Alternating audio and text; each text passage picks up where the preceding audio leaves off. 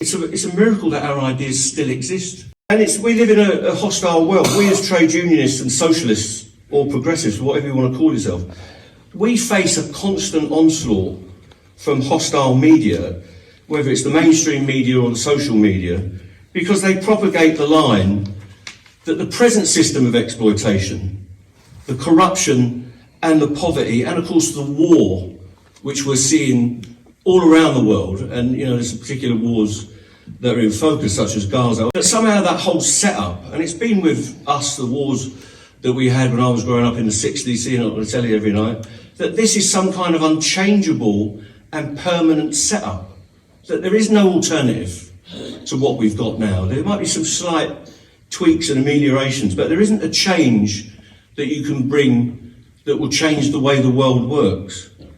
And the very notions that we believe in cooperation and progress and peace itself, that somehow we're stupid, that our beliefs are anachronistic. The elites regard us as being that we're some kind of relic from a progressive past, almost as if we're all, this word liberal, I mean, I'm not a liberal, but the idea that to be called a liberal is the most disgusting thing that you can be called in American life, I find that really strange. But these ideas that we have are seen as outdated. What I believe that the trade union movement is about, and what the socialist movement is about, is making sense of politics and economics and moving our class forward as a whole, moving our societies forward as a whole, moving our countries, whichever countries we live in, moving those societies forward into a better economic and social positions. So we're permanently attacked for our ideas, but we're also attacked,